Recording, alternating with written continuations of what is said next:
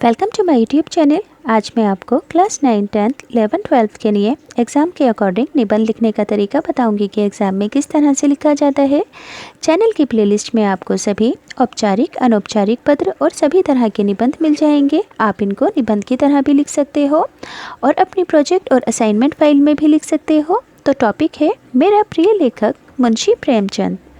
तो सभी बच्चे वीडियो को पूरा देखोगे क्योंकि एग्ज़ाम में कोई भी टॉपिक आ सकता है। जब वीडियो को पूरा देखोगे तभी तो आपको पूरी इन्फॉर्मेशन मिलेगी कि हमें अगर इस टॉपिक से संबंधित कोई निबंध लिखने के लिए आए तो हम क्या लिखेंगे। इसलिए वीडियो को स्किप नहीं करोगे, पूरी वीडियो एक बार ध्यान से सुन लेना, तो आप एग्ज़ाम में भी लिख पाओगे कि हमें क्या क्या लिखना है। अब देखो, जैसे कि सभी बच्चे जानते हैं एग्ज़ाम में जब कोई निबंध दिया जाता है तो कुछ पॉइंट्स दिए जाते हैं। इन्हीं पॉइंट्स के अकॉर्डिंग आपको निबंध लिखना होता है। सेम इसी तरह से यहाँ पर भी इन सभी पॉइंट्स को आपको इस निबंध में एक्सप्लेन करना है। तो पहला पॉइंट है साहित्य और समाज के बारे में बता दोगे। सेकंड में प्रिय लेखक का परिचय दोगे। फिर उनके जीवन और बचपन को बताओगे। फिर लेखक की प्रमुख रचनाएँ कौन कौन सी हैं उनके नाम बताओगे। फिर इनकी प्रमुख रचनाओं का छोटा सा परिचय दोगे और फिर लास्ट में इनकी भाषा शैली के बारे में बताओगे। तो सभी बच्चे ध्यान से सुनेंगे, मैं पढ़कर बता रही हूँ। साहित्य समाज का दर्पण होता है, यानी कि साहित्य समाज का आईना है। साहित्य को पढ़कर ही समाज के बारे में पता चल जाता है। सच्चा साहित्यकार यानी कि सच्चा लेखक अपनी रचना में समाज की तत्कालिक दशा का जीता जागता सजीव चित्रण करता है।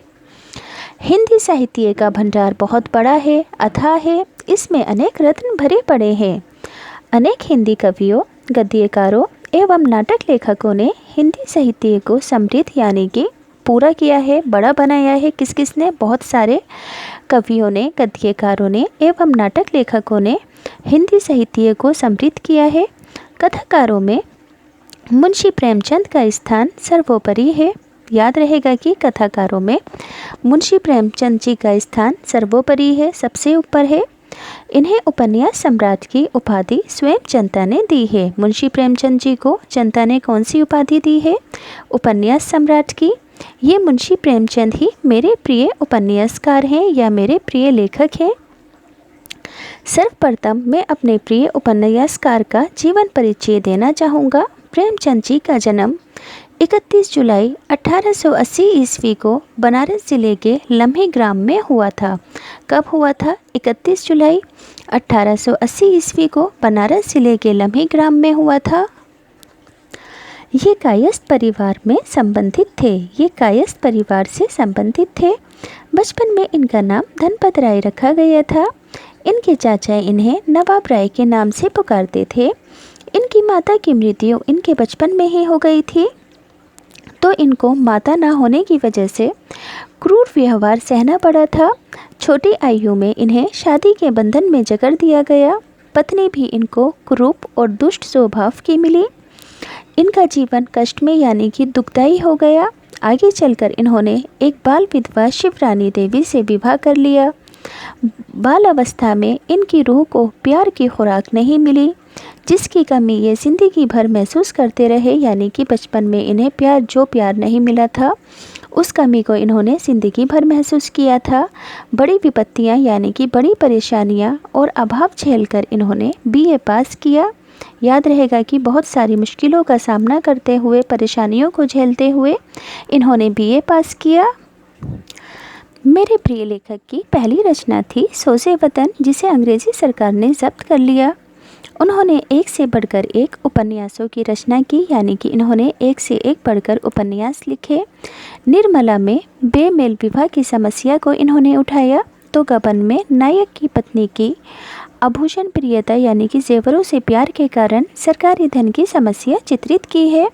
गोदान इनकी सबसे श्रेष्ठ कृति है, यानी कि गोदान इनके द्वारा लिखा गया सबसे अच्छा लेख है, जिसमें ग्रामीण जीवन का इन्होंने यथार्थ झलक प्रस्तुत की है।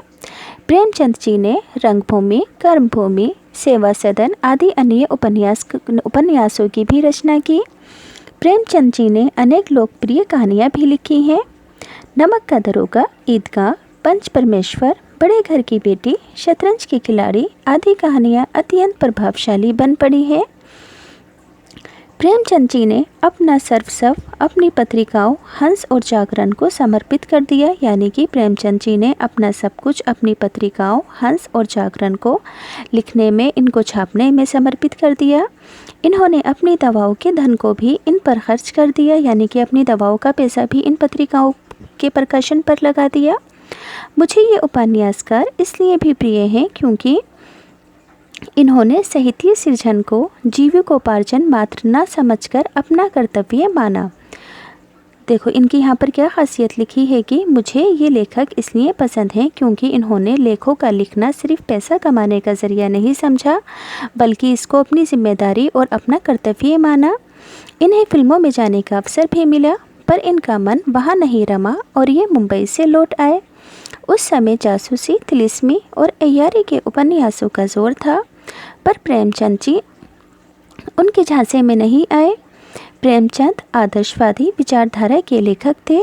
प्रेमचंद कैसे लेखक थे? आदर्शवादी विचारधारा के लेखक थे, जो धीरे धीरे यथार्थवाद की ओर झुकते चले गए। मुंशी प्रेमचंद ने 3 नाटक और अनेक निबंध भी रचे हैं। उन्होंने 300 कहानियाँ और 1 दर्जन उपन्यास रचे हैं। कितनी कहानियाँ लिखी? 300 कहानियाँ और 1 दर्जन उपन्यास रचे हैं।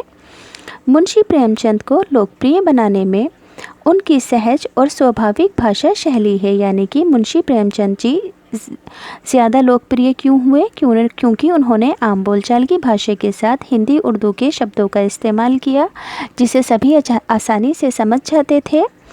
इन्होंने हिंदी उर्दू मिश्रित शब्दावली अपनाई, इसे सभी पाठक यानी कि पढ़ने वाले आसानी से समझ लेते हैं। वे आडंबरों से कोसों दूर थे। इन्होंने उत्तरी भारत की जनता के सुख दुख, हास विलास, रीति रिवाजों का बड़े ही हृदयग्राही चित्रण प्रस्तुत किया है।